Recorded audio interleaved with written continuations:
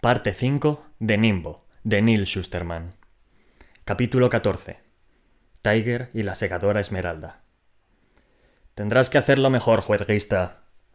La segadora, de túnica verde chillón, la de los ojos de loca y los modales apacibles, le dio una patada en las piernas que lo tiró al suelo, y Tiger Salazar besó la dura colchoneta. ¿Por qué llamaban colchoneta aquella cosa tan fina, si era como caerse directamente al suelo de teca de la terraza del ático donde practicaban? Aunque no le importaba. Incluso con los nanobots analgésicos al mínimo, ya disfrutaba del subidón de endorfinas que acompañaba al dolor de entrenar. Era incluso mejor que despachurrarse. Vale, saltar de edificios altos se hacía adictivo al cabo de un tiempo, pero también el combate cuerpo a cuerpo. Y a diferencia de despachurrarse, la lucha era distinta en cada ocasión. La única variación que encontraba en las caídas era cuando chocaba con algo por el camino. No tardó en levantarse y seguir la pelea, y consiguió acertar lo suficiente para frustrar a la segadora Rand. La desequilibró, la tiró al suelo, y se rió, lo que solo sirvió para irritarla más. Era lo que él pretendía. El punto débil de Rand era el mal genio. A pesar de ser mucho mejor que él en el brutal arte marcial del bocator viuda negra, su genio la volvía descuidada y fácil de burlar. Por un momento pensó que correría a por él e iniciaría una bronca. Cuando se enfadaba era capaz de tirar de los pelos, arañar ojos y arrancar cualquier zona de piel al aire con unas uñas que rayaban la piedra. Pero no. Ese día consiguió domar su vena salvaje. «Basta», dijo, mientras retrocedía para salir del círculo. «A la ducha». «¿Vienes conmigo?», la provocó Tiger. «Uno de estos días te voy a tomar la palabra y no vas a saber qué hacer conmigo». «Se te olvida que era un fiestero profesional. Sé un par de cosas». Después se sacó la camiseta empapada de sudor y dejó que su musculoso torso sirviera de última palabra visual antes de alejarse contoneándose. Mientras se daba su ducha privada, el chico se maravilló de su envidiable situación. Había encontrado algo muy chulo. Al llegar, creía que se trataría de un trabajo normal, pero allí no había fiestas ni otros invitados, aparte de él. Llevaba en el piso más de un mes, y el trabajo no tenía pinta de ir a concluir pronto, aunque suponía que, si de verdad se trataba de un noviciado, tendría que acabar en algún momento. Mientras tanto, disfrutaba de un lujoso ático y de toda la comida que deseara. El único requisito era ejercicio y entrenamiento. Tienes que pulir tu cuerpo para los días que nos esperan, juerguista. Nunca lo llamaba por su nombre. Siempre era juerguista, cuando estaba de buen humor, o gusano y cacho de carne cuando no. Aunque nunca le había confesado su edad, él le calculaba unos 25, y unos 25 reales. Cuando una persona mayor reiniciaba el contador y volvía a la veintena, era fácil de identificar. Su juventud tenía algo de rancio. La segadora Esmeralda, por el contrario, vivía la vida por primera vez. Lo cierto era que ni siquiera estaba del todo convencido de que la mujer fuera una segadora. Sí que tenía un anillo, y parecía real, pero nunca la veía salir a cribar. Y estaba lo bastante informado sobre los segadores como para saber que debían cubrir una cuota. Es más, nunca se reunía con otros segadores. ¿No había una especie de reunión a la que estaban obligados a asistir varias veces al año? Cónclave, así se llamaba. Bueno, quizás aquel aislamiento era cosa de Texas. Las reglas y las costumbres eran distintas de la del resto de Méricas. No la llamaban la región de la estrella solitaria por nada. En cualquier caso, no pensaba mirarle al diente y a aquel caballo regalado. En una familia en la que siempre había sido una coletilla, como mucho, no le importaba en absoluto ser el centro de atención de alguien. Y ahora era fuerte, ágil, un espécimen al que admirar y envidiar. Así que, aunque fuera para nada y la segadora Esmeralda lo dejara marchar sin tan siquiera darle las gracias, podría regresar al circuito de las fiestas sin problemas, y con un cuerpo como el que tenía ahora estaría muy demandado. Su trabajado físico lo convertía en un bombón de lujo, seguro.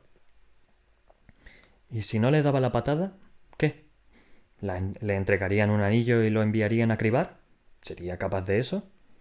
Vale, había gastado más de una broma pseudo-letal, como todos. Todavía sonreía al recordar la mejor. Habían vaciado para mantenimiento la piscina de trampolín del instituto, y él se le había ocurrido la brillante idea de llenarla de agua holográfica.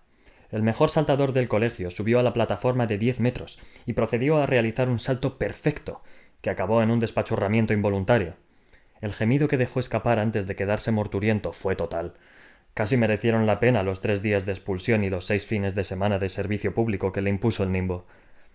Incluso el saltador, cuando salió del centro de reanimación unos días después, reconoció que había sido una broma bastante buena. Pero morturiento y muerto eran dos cosas muy distintas.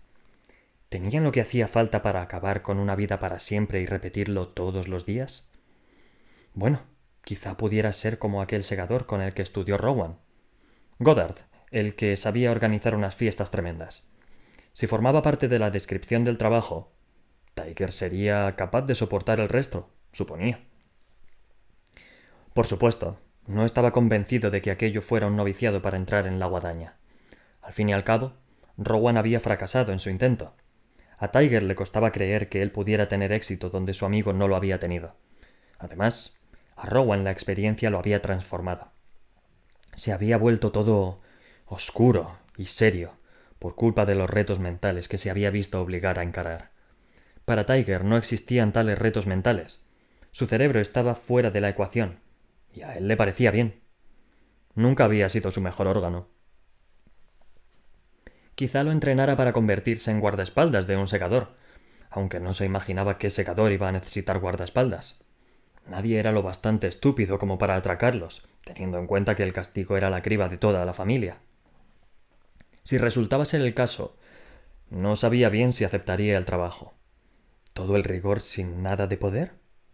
Para acceder a eso, las ventajas tendrían que ser de primera. Creo que ya estás casi listo, le dijo la segadora Esmeralda mientras cenaban aquella noche. Su bot acababa de servirles una magra porción de filete a cada uno. Filete de verdad. Nada de porquería sintética. Al fin y al cabo, la proteína natural era lo mejor para crear músculo. ¿Listo para mi anillo, te refieres?, preguntó. ¿O tienes otra cosa en mente? Ella le dedicó una sonrisa enigmática, que a él le resultaba más atractiva de lo que deseaba reconocer. No le había resultado atractiva al llegar, pero había algo en la naturaleza cruel e íntima de los combates de Bocator que había cambiado su relación. Si es para un anillo de segador, ¿no hay unas pruebas que debería superar en el cónclave?, añadió. Créeme, juerguista, tendrás ese anillo en el dedo sin necesidad de asistir a un cónclave. Te doy mi garantía personal. Así que iba a ser segador. Tiger se comió el resto de la cena con ganas. Conocer por fin su destino le resultaba estimulante y escalofriante a partes iguales. Tercera parte. Enemigos por doquier. Hay que olvidar el despertar y partir a la tierra de Nod, donde intentar el cielo tocar o bailar bajo el terrón. Un lugar para los vivos, un lugar para los perdidos, un lugar para los sabios que cuentan los daños. Escapemos ya al sur del despertar y partamos a la tierra del Nod. Canción infantil, origen desconocido. Traguito de agua y continúo.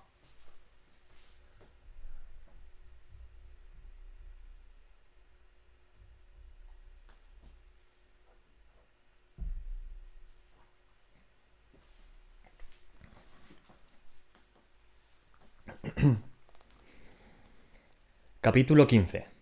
El Salón de los Fundadores. La gran biblioteca de Alejandría, considerada una de las maravillas del mundo antiguo, fue la obra cumbre del reino de Ptolomeo. Era el centro intelectual del mundo cuando el mundo todavía era el centro del universo, y todo lo demás giraba en torno a él.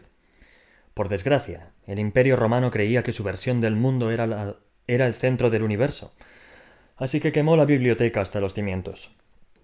Se consideraba una de las mayores pérdidas para la literatura y la sabiduría que había sufrido el mundo.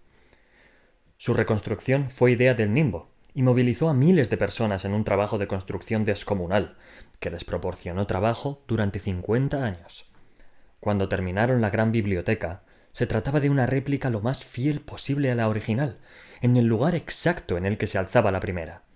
Pretendía ser un recordatorio de lo que se había perdido en el pasado y la promesa de que, Ahora que tenían al nimbo para protegerlo, ese conocimiento jamás se volvería a perder.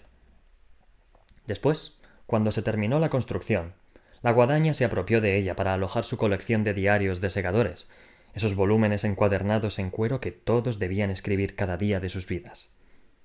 Como la guadaña era libre para hacer lo que deseara, el nimbo no pudo detenerla. No le quedó más remedio que contentarse sabiendo que, al menos, había reconstruido la biblioteca. En cuanto a su propósito final, quedaba en manos de la humanidad. Munira Atrushi, como casi todos los habitantes del mundo, tenía un trabajo perfectamente corriente, y como la mayoría del mundo, no odiaba su trabajo, aunque tampoco lo adoraba. Sus sentimientos oscilaban más o menos en el centro entre ambos extremos. Trabajaba a tiempo parcial en la gran biblioteca de Alejandría, 2 noches a la semana, desde las 12 a las 6 de la mañana.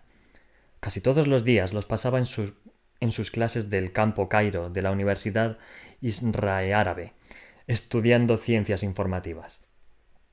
Evidentemente, dado que el Nimbo había digitalizado y catalogado hacía mucho tiempo toda la información del mundo, como tantos otros grados universitarios, el de Munira no tenía ningún valor práctico. Se convertiría en un trozo de papel enmarcado que colgaría en su pared. Un permiso para hacerse amiga de otros con grados igual de inservibles. No obstante, albergaba la esperanza de que contar con aquel papel le concediera el prestigio suficiente para convencer a la biblioteca de contratarla como conservadora a tiempo completo cuando se graduara. Porque a diferencia del resto de la información del mundo, los diarios de los segadores no los catalogaba el Nimbo. Los diarios todavía tenían que pasar por las torpes manos humanas. Cualquiera que deseara investigar los 3,5 millones de volúmenes recogidos desde los primeros días de la guadaña tendría que acudir allí, y podía hacerlo cuando quisiera, puesto que la gran biblioteca estaba abierta a todo el mundo las 24 horas del día, todos los días del año. Pero Munira había descubierto que pocas personas aprovechaban la ventaja del libre acceso. Durante el día no había más que unos cuantos académicos con sus investigaciones. Sí que acudían muchos turistas, aunque estaban más interesados en la historia y la arquitectura del edificio. Los volúmenes en sí les interesaban poco, salvo como fondo para sus fotos. Poca gente aparecía por la noche. Lo más habitual es que Munira estuviera allí sola con 2 miembros de la Guardia del Dalle, cuya presencia era más decorativa que útil. Permanecían en silencio a la entrada, como estatuas vivientes. Durante el día se convertían en una foto más para los turistas. En el turno de noche tenía suerte si aparecían un par de personas, y la mayoría ni siquiera sabía lo que quería, así que nunca se acercaban al mostrador de información. De ese modo, Munira podía dedicar su tiempo a estudiar o a leer los escritos de los segadores, que le resultaban fascinantes. Asomarse a los corazones y las almas de los hombres y mujeres que se encargaban de acabar con la vida. Saber lo que sentían mientras se dedicaban a sus cribas. Era adictivo, así que leer los diarios se había convertido en su obsesión. Como cada año se añadían muchos miles de cuadernos más a la colección, nunca se quedaba sin material de lectura, aunque algunos escritos eran más interesantes que otros. Había leído sobre las dudas del Dalle Supremo Copérnicus antes de cribarse, sobre el profundo arrepentimiento de la segadora Curie por sus impulsivos actos de juventud, y por supuesto, sobre las mentiras puras y duras del segador Sherman. Había mucho en que ocupar su interés dentro de las sencillas páginas escritas a manos de los diarios. Una noche a primeros de diciembre, Munira estaba enfrascada en las eróticas proezas de la segadora Rand, que parecía haber dedicado gran parte de sus diarios a detallar sus distintas conquistas sexuales. Acababa de pasar una página cuando levantó la vista y descubrió que se le acercaba un hombre que no hacía ruido al pisar el suelo de mármol del vestíbulo de entrada. Iba vestido en tonos grises y apagados, pero Munira percibió que se trataba de un segador por su porte. Los segadores no caminaban como la gente normal. Se movían con un control deliberado, como si se le exigiese el mismo aire apartarse a su paso. No obstante, si era un segador, ¿por qué no llevaba su túnica? «Buenas noches», dijo. Su profundo tono de voz tenía acento americano. Su pelo era gris, y llevaba una barba bien recortada que iba también de camino al gris, aunque sus ojos parecieran jóvenes. Alerta. «En realidad ya es por la mañana, no por la noche», respondió Munira. Las 2:15, para ser exactos. Le sonaba la cara, pero no terminaba de ubicarla. Por un momento se le apareció un recuerdo fugaz. Una túnica blanca inmaculada. No, blanca no. Marfil. No conocía a todos los segadores, y mucho menos a todos los segadores americanos, pero sí a los que tenían cierto renombre internacional. Al final se acordaría. Bienvenido a la gran biblioteca de Alejandría, lo saludó. ¿En qué puedo ayudarlo? Evitó llamarlo su señoría, el título acostumbrado para dirigirse a un segador, porque estaba claro que pretendía ir de incógnito. Estoy buscando los primeros escritos. ¿De qué segador? ¿De todos? Los primeros escritos de todos los segadores. Él suspiró, algo molesto porque no lo hubiera entendido. Sí, era un segador, no cabía duda. Solo uno de ellos sería capaz de parecer irritado y paciente a la vez. Todos los primeros escritos de todos los primeros segadores, explicó, como Prometheus, Safo, Lennon. Sé quiénes son los primeros segadores, respondió ella, enfadada a su vez al ver que le subestimaba de aquel modo. La verdad era que Munira no solía ser tan antipática, pero la habían interrumpido en una lectura muy interesante. Además, sus clases de la mañana le dejaban poco tiempo para dormir, así que estaba cansada. Se obligó a sonreír y decidió que haría un esfuerzo por ser más agradable con el hombre misterioso, porque al fin y al cabo, si era un secador, podría decidir cribarla si lo fastidiaba demasiado. Todos los primeros diarios están en el salón de los fundadores, le explicó. Está cerrado con llave, así que tengo que abrírselo. Dejó puesto el cartel de «Vuelvo dentro de 5 minutos» y condujo al hombre por los profundos recovecos de la biblioteca. Las pisadas de Munira retumbaban en el salón de granito. Todo sonaba más fuerte en el silencio de la noche. Un murciélago que batiera las alas en los aleros de arriba sonaría como un dragón al alzar el vuelo. Pero los pies del hombre no hacían ruido al andar. Su sigilo resultaba inquietante, igual que las luces del edificio, que se encendían delante de ellos y se apagaban detrás a medida que avanzaban por el pasillo, sin dejar de titilar como si fueran antorchas. Era un efecto inteligente, como las sombras brotaban y se escondían como si estuvieran vivas. Sabrá que los escritos populares de los fundadores están disponibles en el servidor público de la Guadaña, ¿no? Le preguntó Munira. Hay cientos de lecturas seleccionadas. No deseo ver las lecturas seleccionadas, me interesan las que no se han seleccionado. Volvió a mirarlo, y por fin recordó quién era, y la idea le golpeó con tan fuerza que se tambaleó. Fue solo un ligero vaivén y se recuperó deprisa, pero él lo vio. Al fin y al cabo era un segador, y los segadores lo notan todo. ¿Ocurre algo? En absoluto.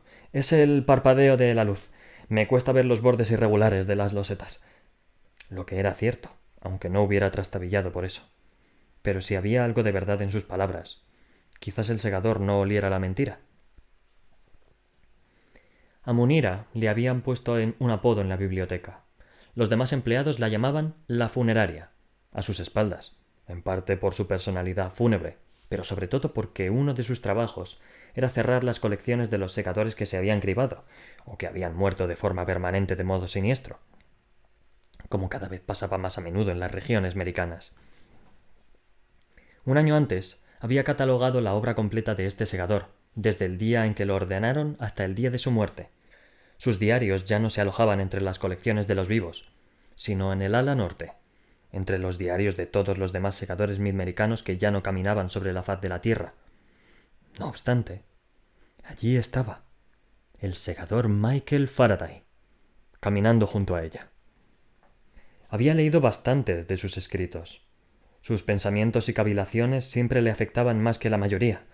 Era un hombre de sentimientos profundos. El año anterior, al enterarse de que se había cribado, Munira se llevó un disgusto, aunque tampoco se sorprendió. Una conciencia tan gravosa como la suya era una carga difícil de soportar. Aunque había estado en presencia de muchos segadores antes, ninguno le había deslumbrado tanto como aquel. Aun así, no se lo podía notar. No podía permitir que descubriera que ella lo había reconocido. No hasta tener tiempo de procesar y averiguar cómo narices era posible que estuviera allí y por qué. «Te llamas Munira», dijo, más una afirmación que una pregunta. Al principio, la chica creyó que debía de haber leído la placa con su nombre en el mostrador, pero algo le decía que conocía su nombre desde hace mucho antes. Tu nombre significa luminosa. Sé lo que significa. ¿Y lo eres? ¿Eres un astro perdido ante estrellas menos brillantes? No soy más que una humilde servidora de la biblioteca. Salieron del largo pasillo central y llegaron a un patio ajardinado. En el otro extremo estaban las puertas de hierro forjado del salón de los fundadores. La luna bañaba de profundos tonos malva los arbustos ornamentales y las esculturas que los rodeaban, de modo que sus sombras eran como pozos oscuros en los que Munira temía entrar. «Háblame de ti, Munira», le pidió el segador con la tranquilidad con la que los suyos transformaban las solicitudes educadas en órdenes a las que nadie se podía negar. En aquel momento, la chica se percató de que no solo lo había reconocido, sino de que además él lo sabía. ¿Corría peligro de que la cribara? ¿Sería capaz de acabar con ella con tal de proteger su identidad? Por sus escritos, no parecía la clase de segador que haría algo semejante, pero los segadores eran inescrutables. Sintió frío, a pesar de que la noche israe-árabe era cálida y bochornosa. Seguro que ya sabe todo lo que pueda contarle, segador Faraday. Bueno, ya estaba. Ya lo había dicho. Se habían acabado las farsas. Él sonrió. Siento no haberme presentado antes, pero mi presencia aquí es, digamos que, poco ortodoxa. Así que estoy en presencia de un fantasma. ¿Va a desaparecer a través de una pared para después regresar noche tras noche con la misma petición? Quizá. Ya veremos. Llegaron al salón de los fundadores. Ella abrió las puertas y entraron en una gran sala que, para Munira, siempre había parecido una cripta, tanto que a menudo los turistas preguntaban si los primeros segadores estaban enterrados allí. No era así, aunque la chica con frecuencia sentía su presencia de todos modos.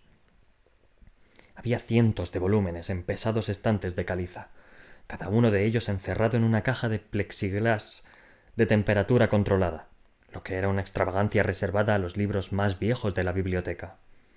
Faraday empezó a mirar. Munira creía que le pediría intimidad y que se marchase, pero lo que hizo fue comentar: «Quédate por aquí si te apetece. Este lugar es demasiado majestuoso y austero para que la soledad resulte cómoda». De manera que Munira cerró la puerta, no sin antes asomarse al exterior para comprobar que nadie los hubiera visto, y después lo ayudó a abrir la complicada caja de plástico en la que se guardaban los diarios que había sacado del estante. Después se sentó frente a él a la mesa de piedra del centro de la cámara. Faraday no le dio respuesta a la pregunta obvia que flotaba en el aire, así que tuvo que planteársela ella. «¿Cómo es posible que esté aquí, su señoría?» «Gracias a un avión y a un ferry», respondió él, sonriendo. «Dime, Munira, ¿por qué decidiste trabajar para la guadaña después de fracasar en el noviciado?» Ella se erizó. ¿Era su forma de castigarla por preguntar algo que él no deseaba responder? «No fracasé. Había un único puesto disponible para toda Israevia al final de mi noviciado, y éramos 5 candidatos, así que eligieron a uno y no a los otros 4. Estar entre esos 4 no es lo mismo que fracasar». «Perdóname, no quería insultarle ni faltarte el respeto. Es que me intriga que la decepción no te pusiera en contra de la guadaña». «Le intriga, pero no le sorprende». El segador Faraday sonrió. «Pocas cosas me sorprenden». Munira se encogió de hombros, como si su fallido noviciado 3 años antes no importara. «Valoraba a la guadaña entonces, y la valoro ahora». «Ya veo», respondió él mientras pasaba con cuidado una página del viejo diario. «¿Y hasta qué punto eres leal al sistema que te descartó?» Munira apretó la mandíbula sin saber bien qué respuesta buscaba Faraday. O, ya puestos, ¿cuál sería su respuesta sincera? «Tengo un trabajo. Lo hago. Me enorgullezco de él. Y deberías». La miró. Miró en su interior y a través de ella. «¿Puedo compartir contigo mi evaluación de Munira Atrushi?» «¿Tengo elección?» «Siempre tienes elección», respondió, lo que era una verdad a medias en toda regla. «De acuerdo, cuénteme su evaluación de mi persona». El hombre cerró con delicadeza el viejo diario y concentró toda su atención en ella. «Odias y amas la guadaña a partes iguales.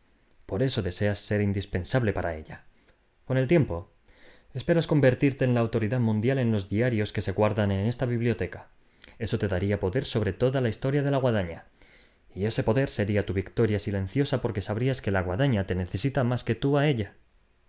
De repente, Munira sintió que perdía el equilibrio, como si las arenas del desierto que se habían tragado las ciudades de los faraones se movieran bajo sus pies, dispuestas a tragársela entera. ¿Cómo era capaz de leerla con tanta facilidad?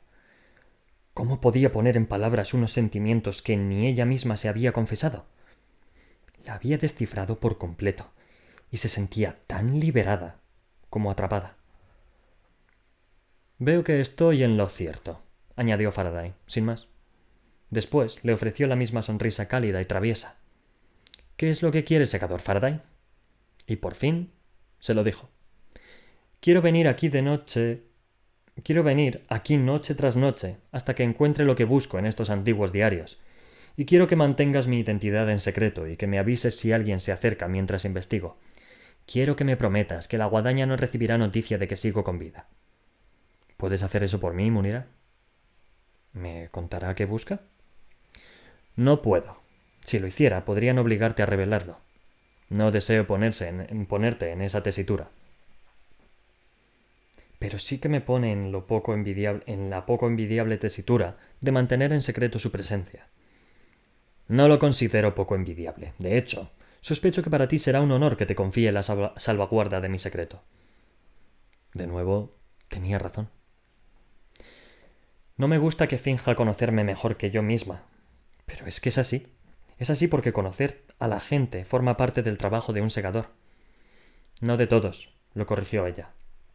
Los hay que disparan, cortan y envenenan sin el respeto que usted ha demostrado siempre por los sujetos a los que criba. Lo único que saben es acabar con la vida sin importarles la vida de aquellos con los que la acaban. Por un momento, una chispa de rabia brotó en la controlada apariencia de Faraday, aunque la rabia no iba contra ella. Sí, los segadores del nuevo orden demuestran un flagrante desprecio por la solemnidad de su labor. Es parte del motivo por el que he venido. Aparte de eso, no dijo más. Esperó a la respuesta de Munira. El silencio se alargó, aunque no era un silencio incómodo, sino cargado de relevancia. Parecía trascendental, así que necesitaba tiempo para revelarse. A la chica no se le pasó por alto que había otras 4 personas con las que compartía el puesto de encargada del turno de noche. Otros estudiantes con el mismo trabajo a tiempo parcial. Lo que significaba que esta vez ella era la que había sido elegida en aquel grupo de 5. Guardaré su secreto, le aseguró. Después se fue para dejar a Faraday con su investigación. Sentía que por fin su vida tenía un propósito digno. A menudo me pasma la resistencia de algunas personas a que observe todas sus actividades. No lo hago de manera intrusiva. Quizá los indeseables no estén de acuerdo, pero lo cierto es que estoy presente donde resulto funcional y necesario, y donde me invitan. Sí, cuento con cámaras en los hogares privados de todo el mundo, salvo de una única región autónoma. Pero esas cámaras pueden apagarse sin decir palabra. Por supuesto, mi capacidad para servir a una persona individual se ve obstruida cuando no soy consciente de todas sus conductas e interacciones. Por eso, una amplia mayoría de habitantes no se molesta en cegarme. En cualquier momento, un 95,3% de la población me permite ser testigo de su vida privada porque sabe que supone la misma violación de la intimidad que la del sensor de una lámpara activada por movimiento. El 47,8% de actividad a puerta cerrada, como la llamo yo, suele ocuparse en algún tipo de acto sexual. Me parece absurdo que los seres humanos no deseen que vea sus actividades a puerta cerrada, puesto que mis observaciones siempre ayudan a mejorar cualquier situación. La observación perpetua no es nada nuevo. Era un dogma básico de la fe religiosa desde los albores de la civilización. A lo largo de la historia, casi todas las fes habían creído en un ser todopoderoso que no solo ve lo que hacen los humanos, sino que puede asomarse al interior de sus almas. Tales habilidades de observación generaban amor y devoción en la gente. Pero, ¿no soy yo más benevolente en términos cuantificables que las distintas versiones de Dios? Nunca he dejado caer sobre ellos un diluvio, ni he destruido ciudades enteras como castigo por su inmoralidad. Jamás he enviado ejércitos a conquistar en mi nombre. De hecho, nunca he matado ni herido a un ser humano. Por tanto, aunque no exijo devoción, ¿acaso no me la merezco? El nimbo. Traguito de agua y sigo. Hola, Paula, ¿qué tal? Ay, y gracias por seguirme, Paula.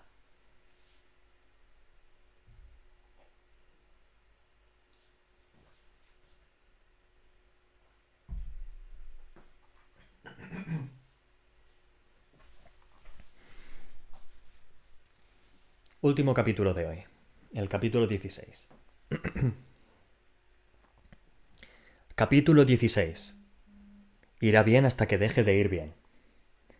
Las cámaras giraron en silencio para seguir a un segador de túnica roja, que entraba en una cafetería acompañado por 2 fornidos agentes de la Guardia del Dalle. Los micrófonos direccionales lo recogían todo, desde alguien que se rascaba la barba hasta otro que se aclaraba la garganta. Se abrieron paso entre la cacofonía de voces para concentrarse en una única conversación que se inició al sentarse el segador de la túnica roja. El nimbo observaba. El nimbo escuchaba. El nimbo meditaba.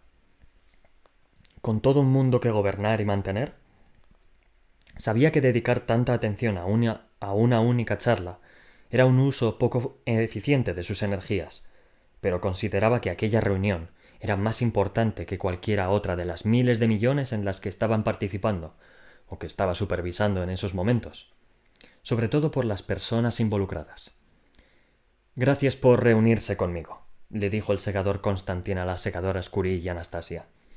Sobre todo porque sé que han tenido que abandonar su escondite para que podamos celebrar esta pequeña reunión. No estamos escondidas, repuso Curie, a la que indignaba la sugerencia. Hemos decidido ser nómadas por un tiempo. Los segadores tenemos derecho a deambular como gustemos. El nimbo aumentó la intensidad de la luz del lugar un par de lúmenes para evaluar mejor las sutilezas de las expresiones faciales. Sí, bueno, ya lo llamen esconderse, deambular o huir, parece una estrategia efectiva. O sus asaltantes están procurando pasar desapercibidos hasta el siguiente ataque, o han decidido no molestarse con objetivos en movimiento y concentrarse en otra cosa. Hizo una pausa antes de añadir. Aunque lo dudo. El nimbo era consciente de que las segadoras Curie y Anastasia nunca permanecían más de un par de días en el mismo sitio desde que atentaron contra sus vidas. Pero si el nimbo pudiera haberles recomendado algo, les habría dicho que trazaran una ruta menos predecible por el continente. Siempre era capaz de predecir con un 42% de precisión cuál sería su siguiente parada, lo que significaba que sus asaltantes quizá también pudieran. Tenemos pistas sobre la procedencia de los explosivos, les contó el segador Constantin. Sabemos el lugar en el que se prepararon e incluso el vehículo que los transportó, aunque seguimos sin saber quién está involucrado. Si el nimbo pudiera haber bufado con sorna, lo habría hecho. Él sabía a la perfección quién había preparado los explosivos, quién los había colocado y quién había montado la trampa. Pero decirle a la guadaña lo que sabía sería una violación grave de la separación entre guadaña y Estado.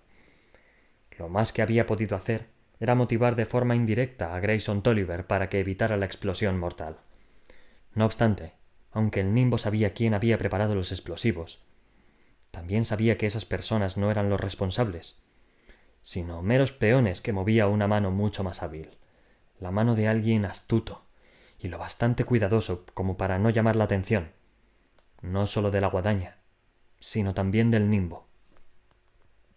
Tengo que hablar con usted sobre sus prácticas de criba, Anastasia, dijo Constantin. La secadora se rebulló bajo su túnica, incómoda. Ya se ha discutido sobre el asunto en el cónclave. Tengo derecho a cribar como lo hago. No se trata de sus derechos como secadora, sino de su seguridad. Anastasia estaba a punto de ladrarle una queja, pero la segadora Curie le tocó levemente la muñeca para silenciarla. Dejemos que el segador Constantin termine lo que tiene que decir. Anastasia respiró hondo. Exactamente 3.644 mililitros de aire, que después procedió a exhalar muy despacio. El nimbo sospechaba que Curie había intuido la naturaleza de la explicación de Constantin. Sin embargo, el nimbo no lo intuía, lo sabía. Citra, por otro lado, no tenía ni idea, pero creía saber todo lo que Constantin estaba a punto de decir, así que aunque preparó su mejor cara de concentración, lo cierto es que ya estaba formulando una respuesta. Aunque quizá resulte difícil realizar un seguimiento de sus movimientos, segadora Anastasia, es muy sencillo seguir los movimientos de la gente a la que ha marcado para la criba. Cada vez que uno de ellos se pone en contacto con usted para acordar una hora y un lugar para su muerte, a sus enemigos se les presenta la oportunidad perfecta para atacarla. Por ahora me ha ido bien. Sí, irá bien hasta que deje de ir bien. Por eso he pedido al sumo talle Xenócrates que la excuse de la criba hasta que termine la amenaza. Aquello era lo que Citra creía que iba a decir, por lo que contraatacó de inmediato. A no ser que viole uno de los mandamientos de los segadores, ni siquiera el sumo dalle puede decirme lo que puedo hacer y lo que no. Soy independiente y estoy por encima de todas las demás leyes, como usted. Su respuesta no impulsó a Constantin a entrar en un debate, ni tampoco le llevó la contraria, lo que inquietó a la joven. Sí, por supuesto. No he dicho que la vayamos a obligar a dejar la criba. Solo digo que está excusada, lo que significa que, si no criba, no recibirá una penalización por no alcanzar su cuota. Bueno, en tal caso, intervino Curie para dejar claro que no tenía sentido oponerse, yo también suspenderé mis cribas. Después arqueó las cejas, como si le acabara de ocurrir la idea. Podríamos ir a Perdura. Se volvió hacia Anastasia. Si vamos a disfrutar de vacaciones a la fuerza, ¿por qué no convertirlas en unas de verdad? Una idea excelente, exclamó Constantin. No necesito vacaciones, repuso Citra. Entonces, considéralo un viaje educativo, insistió Curie. Me cuentan que es impresionante. Anastasia alzó las manos. Para. Por muy tentador que resulte un viaje a Perdura, se te olvida que sigo teniendo responsabilidades a las que no puedo dar la espalda. Todavía quedan casi 30 personas elegidas para la criba. A todas las inyecté el veneno que las matará al cabo de un mes. Así no es como quiero cribarlas. Y Constantin respondió. Ya no tiene que preocuparse por eso. Las hemos cribado a todas. El nimbo era consciente de eso, por supuesto, pero a Citra la pilló completamente por sorpresa. Aunque oyó a Constantin decirlo, las palabras tardaron un instante en llegar a su cerebro. Su sistema nervioso las registró antes que su mente. Notó que se le calentaban las orejas y que se le formaba un nudo en la garganta. ¿Cómo dice? He dicho que ya las han cribado. Se envió a varios segadores a terminar sus cribas, todos hasta llegar al caballero al que eligió ayer. Le aseguro que todo está en orden. Sus familias han recibido la inmunidad. No quedaban cabos sueltos que la pongan en peligro. Citra empezó a balbucear, lo que era muy poco propio de ella. Se enorgullecía de ser siempre clara e incisiva al hablar. Pero aquel ataque por la espalda la desequilibró. Se volvió hacia Curie. ¿Lo sabías? No, pero tiene sentido, Anastasia. Cuando te calmes y medites verás por qué han tenido que hacerlo. Pero Citra estaba a varios kilómetros de calmarse. Pensó en todas las personas que había elegido para la criba. Les había prometido que tendrían tiempo de arreglar sus asuntos, que podrían elegir cómo y cuándo ocurriría. La palabra de un segador lo es todo. Formaba parte del código de honor que Citra había jurado respetar. Y de repente había roto todas sus promesas. ¿Cómo han podido? ¿Qué derecho tienen? El segador Constantin alzó la voz. No gritó, pero su potente timbre arrolló la indignación de Citra. Es demasiado valiosa para la guadaña como para arriesgarnos a perderla. Si su primera confesión le había pillado por sorpresa, aquella casi la deja muda. ¿Qué? Constantin cruzó las manos frente a él y sonrió. Se notaba que disfrutaba del momento. Oh, sí, mi querida secadora Anastasia, es usted muy valiosa. ¿Quiere saber por qué? Entonces se acercó más a ella y susurró. Porque está alborotando el avispero. ¿Qué se supone que significa eso? Venga, seguro que es consciente del efecto que ha tenido en la guadaña desde su ordenación. Irrita a la vieja guardia y asusta al nuevo orden. Agarra por las solapas a unos segadores que prefieren disfrutar en paz de su prepotencia y los obliga a prestar atención. Se acomodó de nuevo en la silla. Nada me alegra más que ver a la guadaña salir a regañadientes de su complacencia. Gracias a usted tengo mis esperanzas depositadas en el futuro. Citra no sabía si estaba siendo sincero o sarcástico. Lo curioso era que el hecho de que fuera sincero le molestaba más todavía. Marie le había contado que Constantin no era el enemigo, pero, en fin, Citra quería que lo fuera. Quería atacarlo y enfrentarse a su petulante control de la situación, aunque sabía que era inútil. Si pretendía conservar una pizca de dignidad, tendría que recuperar la fría reserva de la sabia segadora Anastasia. Al obligar a sus pensamientos a calmarse, fue cuando se le ocurrió la idea. Así que han cribado a todas las personas que he elegido durante el último mes, ¿no? Sí, ya se lo he explicado, repuso Constantin, algo molesto por tener que volver a responder al respecto. Sé lo que me ha explicado, pero me cuesta creer que hayan podido cribarlos a todos. Seguro que quedan 1 o 2 a los que todavía no han llegado. ¿Lo reconocería si fuera cierto? Constantin la miró con suspicacia. ¿A dónde quiere llegar? A una oportunidad. El hombre guardó silencio durante un momento. Curie miraba a uno y después a otro. Al final, Constantin dijo: Quedan 3 a los que no hemos localizado todavía. Nuestro plan consiste en cribarlos en cuanto lo hagamos. Pero no lo harán, repuso Citra. Permitirán que yo me encargue, tal como tenía previsto, y estarán preparados si alguien aparece para intentar matarme. Lo más probable es que el objetivo sea Marie, no usted. Entonces, si nadie me ataca, lo sabrán con certeza. Seguía sin estar convencido. Se olerán la trampa a 1 kilómetro de distancia. Pues tendrán que ser más listos que ellos, respondió Citra, sonriente. ¿O es mucho pedir? Constantin frunció el ceño, y eso le arrancó una carcajada a Curie. Si se viera la cara que ha puesto Constantin, ha merecido la pena que intenten matarnos. El segador no respondió, sino que siguió concentrado en Citra. Aunque seamos más listos que ellos, y lo seremos, te lo aseguro, es un riesgo. ¿Qué sentido tiene vivir para siempre si no puedes correr unos cuantos riesgos? Repuso la joven, sonriendo. Al final, Constantin aceptó a regañadientes permitir que Citra se convirtiera en cebo de una trampa. Supongo que Perdura puede esperar, comentó la segadora Curie. Y mira que me apetecía. Aunque Citra sospechaba que el nuevo plan la animaba más de lo que le daba a entender. A pesar del peligro, la segadora Anastasia descubrió que tener un ápice de control de la situación la aliviaba bastante, lo que no le venía mal. De hecho, hasta el nimbo notó que se libraba de su tensión. No podía leerle la mente a la chica, aunque sí interpretaba con precisión el lenguaje corporal y los cambios biológicos. Detectaba mentiras y verdades, tanto las expresadas en voz alta como las que no, lo que significaba que sabía si Constantin era o no sincero al decir que deseaba mantenerla con vida. Pero como siempre, en lo que concernía a la guadaña, debía guardar silencio. Debo reconocer que no soy el único factor que mantiene la sostenibilidad del mundo. La guadaña también contribuye con su práctica de la criba. Aun así, los segadores solo acaban con un pequeño porcentaje de la población. Su trabajo no consiste en frenar por completo el crecimiento demográfico, sino en pulirlo un poco. Por eso, dadas sus cuotas actuales, la posibilidad de que una persona muera cribada es el 10% a lo largo de 1000 años.